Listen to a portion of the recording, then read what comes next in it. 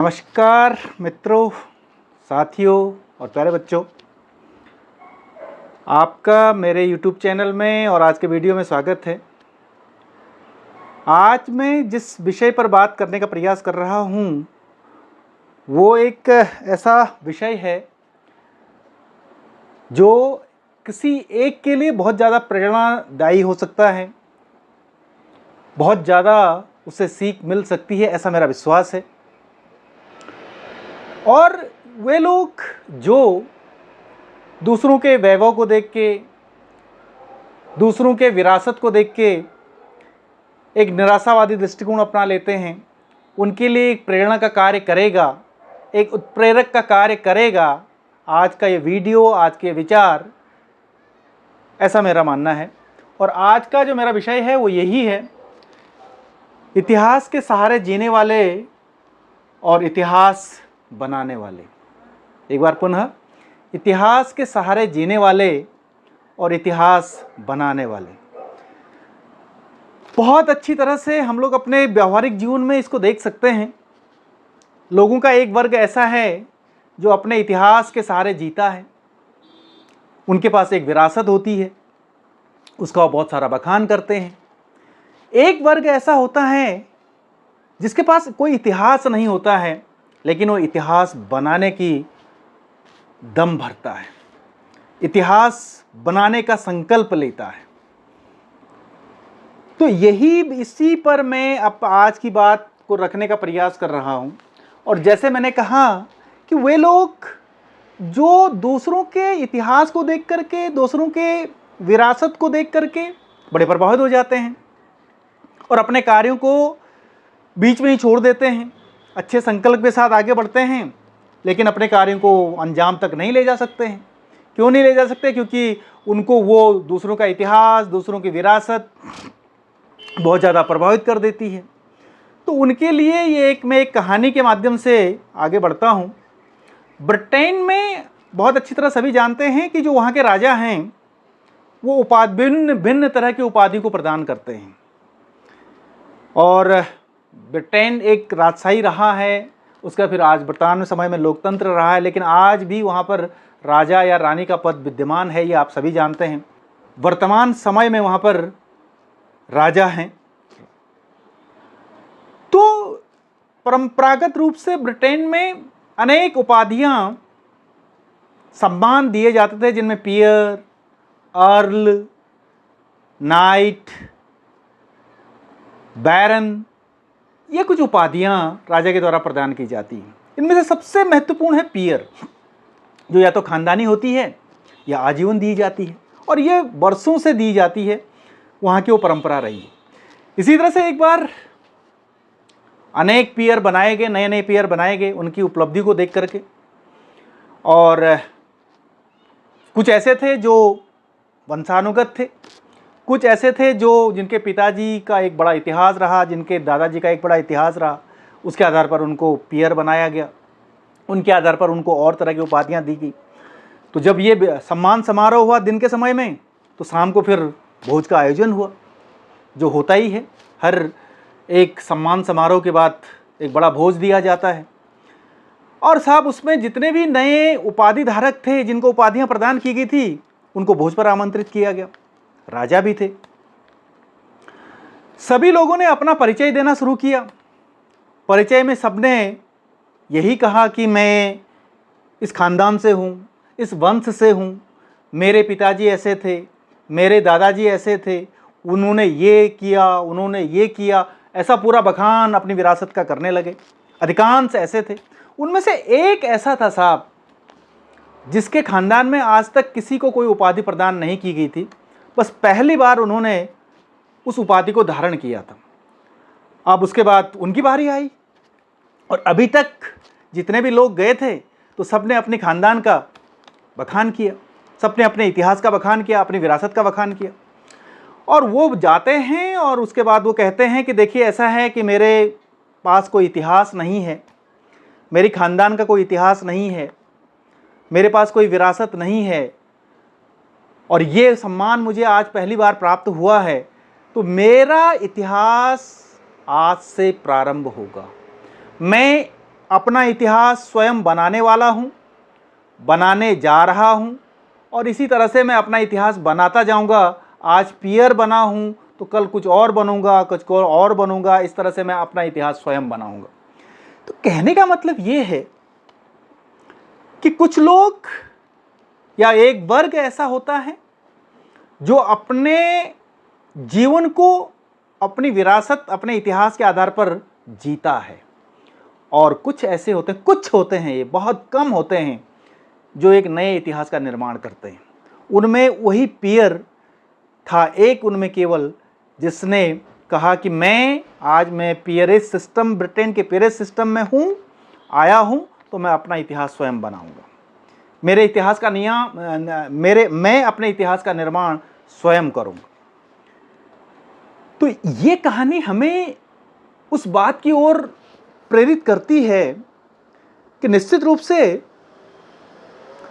अनेक ऐसे लोग होते हैं जो कि एक दृढ़ इच्छा शक्ति लेकर के आगे बढ़ते हैं और अपना इतिहास बना के चले जाते हैं, जिनकी कोई विरासत नहीं होती है, जिनका कोई वंश नहीं होता है, जिनका कोई खानदानी विरासत नहीं होती, लेकिन वो अपना बहुत अच्छा इतिहास बना के चले जाते हैं। उनको दुनिया याद करती है। ऐसे बहुत सारे उदाहरण हमारे सामने हैं। बिजनेस के क्षेत्र में देखें तो धीरू भाई अंबानी, जो कि पेट्रोल पंप पर काम करते थे, सभी जानते हैं, भारत के सबसे धनी व्यक्ति बनकर के गए। आज उनके बेटे धनी व्यक्तियों में गिने जाते हैं। या स्टीव जॉब्स, जिनको कि स्कूल से निकाल दिया गया था, जिन्होंने कंप्यूटर का निर्माण गैरेज में करके दिखा दिया। आज एप्पल कंपनी जब भी नाम लिया जाता है तो स्टीव जॉब्स का नाम लिया जाता है। इसी तरह से खेल के क्षेत्र में देखें, महेंद्र सिंह धोनी, जिनका कोई ऐतिहासिक विरासत नहीं थी, लेकिन उन्होंने एक अपनी छवि छोड़ी है दुनिया में, क्रिकेट के क्षेत्र में। इसी तरह से बल्ब का आविष्कार करने वाले एडिसन, अल्फा एडिसन, जिनके गुरु ने ये कह दिया था कि ये बच्चा मानसिक रूप से विकृत है और इस बच्चे को नहीं पढ़ाया जाना चाहिए, इस तरह का एक लेटर उसके अभिभावक को दे दिया था, उसकी मां को दे दिया था। अब बताइए साहब, और उसने ऐसा आविष्कार करके दिया कि आज दुनिया में जो उजाला है उन्हीं की बदौलत है, जो दुनिया में आज प्रकाशमान है उन्हीं की बदौलत है। लेकिन उनको विकृत मानसिकता वाला घोषित कर दिया गया था, लेकिन उन्होंने एक नया इतिहास बनाया।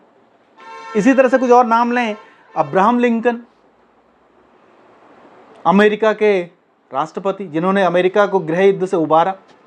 अपने भारत की बात करें, एपीजे अब्दुल कलाम,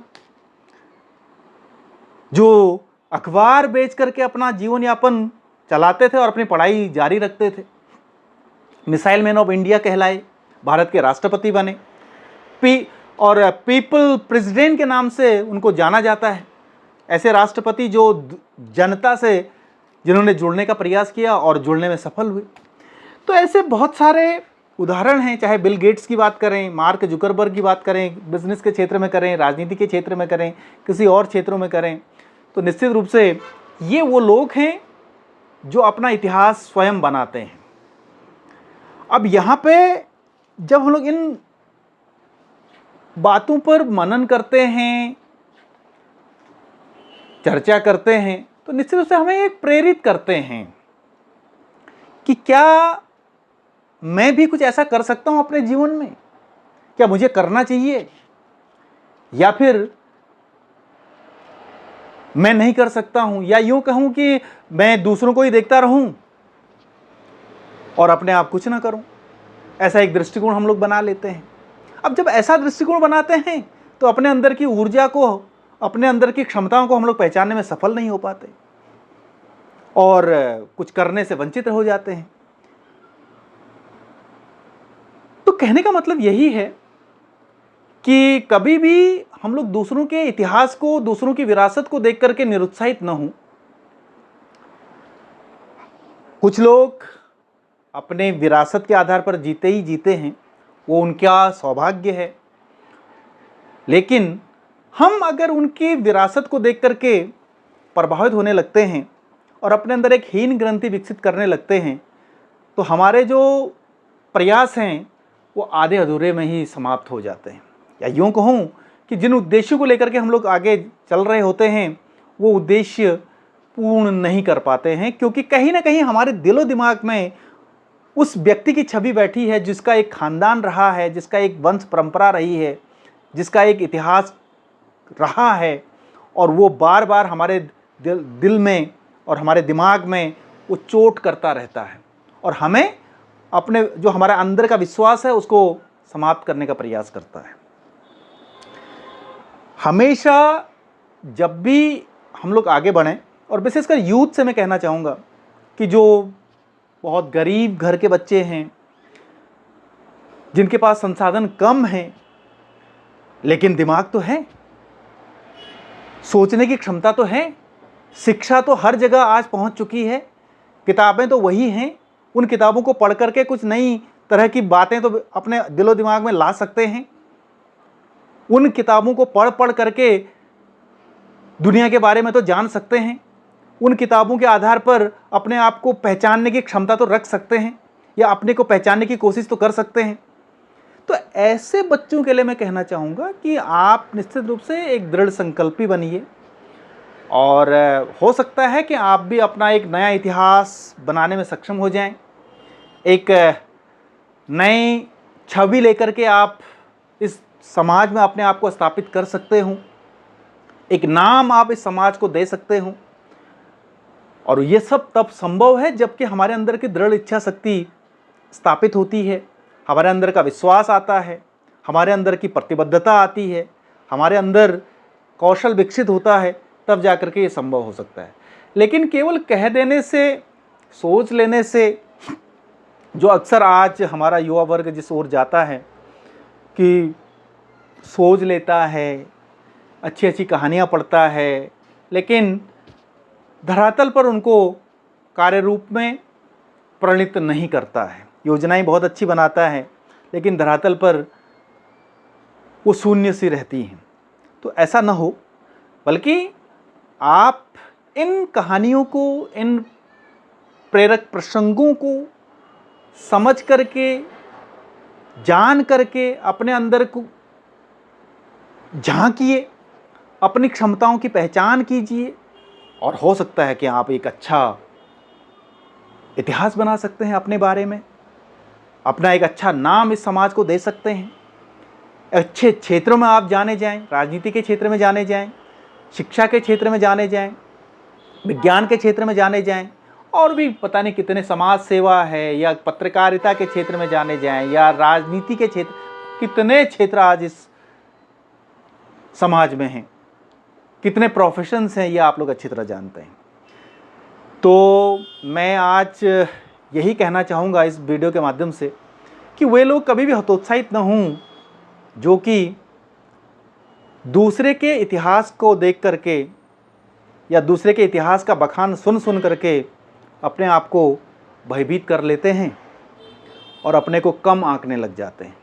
और जब जब आप ऐसा करते हैं तो आप अपनी क्षमताओं को कम करते हैं और आप उन कार्यों को करने से वंचित हो जाते हैं जिन कार्यों को आपने करना चाहिए था और आप कर सकते हैं।